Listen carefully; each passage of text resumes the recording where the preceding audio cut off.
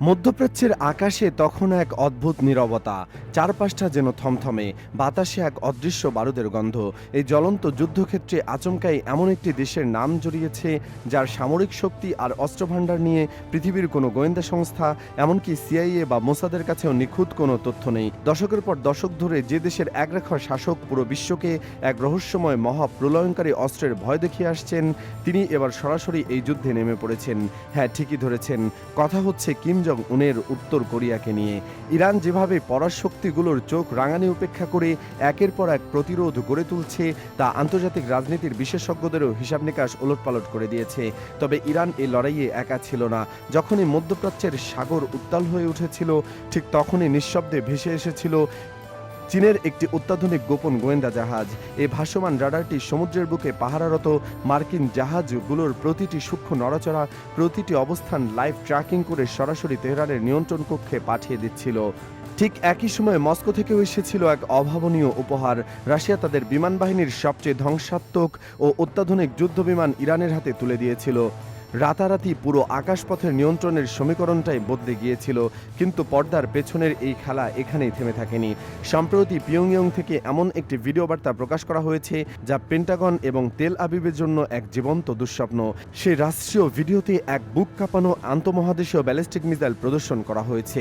আর তার চেয়েও বড় ধাক্কাটা এসেছে কিম জং উনের সরাসরি এক হুমকিতে। উত্তর কোরিয়ার সর্বোচ্চ নেতা স্পষ্ট ভাষায় জানিয়ে দিয়েছেন, ইরান যদি প্রয়োজন মনে করে তবে এই মহাপ্রলয়ঙ্কারী মিসাইলটি সরাসরি ইসরায়েলের বিরুদ্ধে মোতায়েন করা হতে পারে। পশ্চিমা বিশ্বের সবচেয়ে বড় ভয়টা ঠিক এই জায়গাতেই। উত্তর কোরিয়ার ক্ষেপণাস্ত্রগুলোর আসল পাল্লা বা নিখুঁত আঘাত হানার ক্ষমতা সম্পর্কে বাইরের পৃথিবীর ধারণা বরাবরই ধোঁয়াশাপূর্ণ। যদি সত্যি সত্যি এমন কোনো অদৃশ্য ও অনিয়ন্ত্রিত ক্ষেপণাস্ত্র মধ্যপ্রাচ্যের মাসেক অঞ্চলে প্রবেশ করে, যার মাত্র একটা আঘাতেই পুরো একটা দেশের মানচিত্র বদলে যেতে পারে, তবে তা কেবল এই চলতি সংঘাতের মরি ঘোরাবে না, বরং পুরো পৃথিবীর ভূরাজনীতিকে এক চিরস্থায়ী পারমাণবিক শীতল যুদ্ধের দিকে ঠেলে দিবে। মহাকাশ আর স্যাটেলাইটের এই দূরপাল্লার হুমকির পাশাপাশি মাটির বুকে যে ধ্বংসযজ্ঞ চলছে তার তীব্রতা আরও ভয়াবহ। ইরান এবার যে রণকৌশল হাতে নিয়েছে তা অতীতের যে কোনো সময়ের চেয়ে অনেক বেশি ধারালো, অনেক বেশি নিখুঁত। তারা এখন আর অন্ধের মতো শুধু দূর থেকে রকেট ছুটছে না, বরং প্রতিপক্ষের শরীরের সবচেয়ে দুর্বল এবং সংবেদনশীল জায়গাগুলো বেছে সেখানে সূক্ষ্ম অস্ত্রোপচারের মতো আঘাত করছে। বাহরাইনের সেই সমুদ্র তীরবর্তী শান্ত ক্যাফেটির কথাই ধরা যাক, যে জায়গাটি মূলত মার্কিন নৌবাহিনীর উচ্চপদস্থ সেনারা তাদের অবসরের সময়টুকু পার করতেন। সাধারণ কোনো হামলায় এমন সুনির্দিষ্ট স্থানে আঘাত করা প্রায় অসম্ভব, কিন্তু ইরানের ক্ষেপণাস্ত্র ঠিক সেখানেই নিখুঁতভাবে আছড়ে পড়েছে।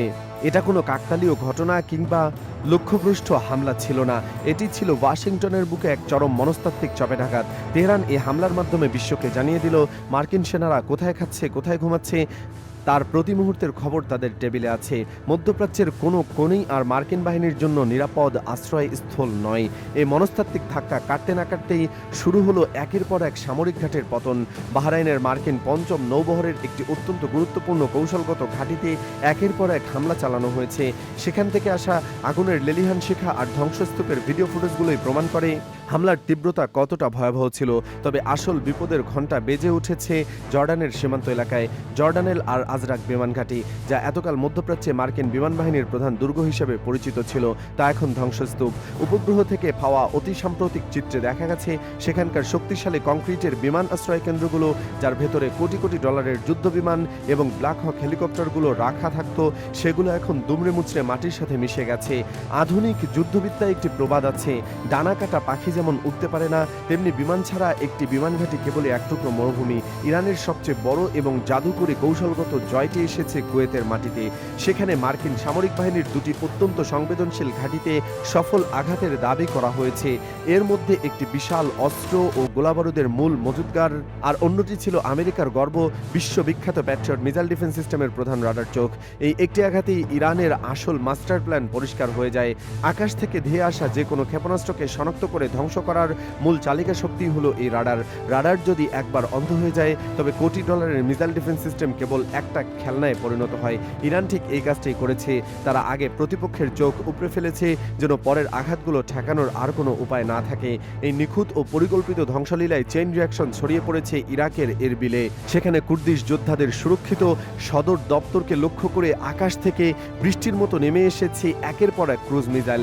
সেই দৃশ্যগুলো দেখলে মনে হবে যেন কোনো হলিউডের সাইফাই মুভির গ্রাফিক্স, কিন্তু দুর্ভাগ্যবশত এটি এখন মধ্যপ্রাচ্যের নির্মম বাস্তবতা। সিরিয়ার গভীর থেকেও খবর আসছে সেখানকার মার্কিন বিশেষ বাহিনীর একটি অতি গোপন কমান্ড সেন্টার লক্ষ্য করে নিখুঁত ড্রোন হামলা চালানো হয়েছে, যেখানে বড় ধরনের প্রাণহানির গুঞ্জনও শোনা যাচ্ছে আন্তর্জাতিক মিডিয়ার অন্দরে। সবচেয়ে বড় চমকটি কিন্তু এসেছে পারস্য উপসাগরের আরেক প্রান্ত থেকে। ইরানি গণমাধ্যমগুলো দাবি করছে মার্কিন মিত্র হিসেবে পরিচিত সংযুক্ত আরব আমিরাতের ভেতরেও একযোগে হামলা চালানো হয়েছে।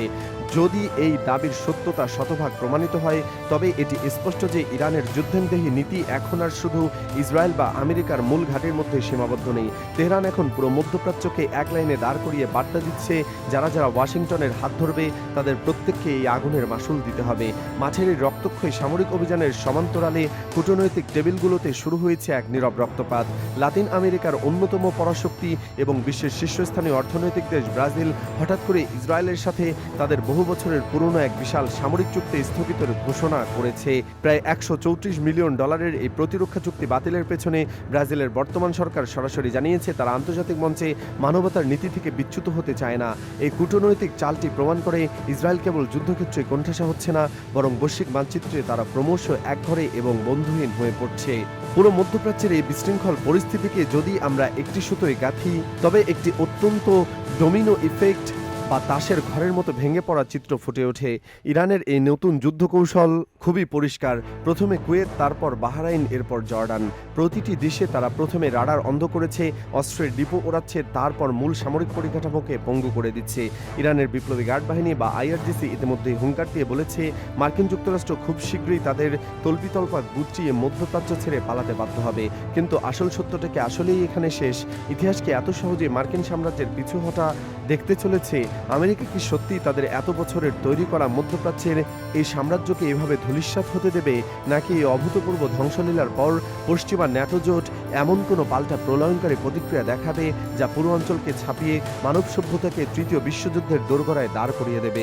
উত্তর কোরিয়ার সেই রহস্যময় আন্তঃমহাদেশীয় মিসাইলটি কি সত্যি কখনো আরবের মরুভূমিতে এসে পৌঁছাবে, নাকি এটি কেবলই মার্কিন জোটের উপর মনস্তাত্ত্বিক চাপ সৃষ্টি করার এক সুনিপুণ চাল?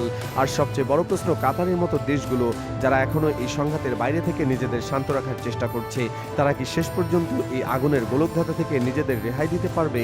মধ্যপ্রাচ্যের এই বিশাল ভূরাজনৈতিক দাবা খেলার পরবর্তী চালটা কার হাত থেকে আসবে, সেটাই এখন পুরো পৃথিবীর সবচেয়ে বড় উৎকণ্ঠা।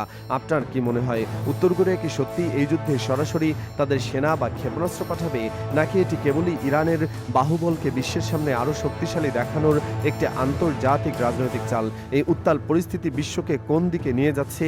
আপনার মূল্যবান বিশ্লেষণটি আমাদের কমেন্ট বক্সে লিখে জানাতে ভুলবেন না। বিশ্ব রাজনীতির এমন রুদ্ধশ্বাস এবং গভীর ইনসাইড স্টোরি সবার আগে পেতে আমাদের চ্যানেলটি এখনই সাবস্ক্রাইব করুন এবং পাশের বেল আইকনটি অন করে রাখুন। দেখা হচ্ছে ভূরাজনীতির পরবর্তী কোনো চাঞ্চল্যকর আপডেটে। ততক্ষণ পর্যন্ত ভালো থাকুন, সতর্ক থাকুন। আল্লাহ হাফেজ।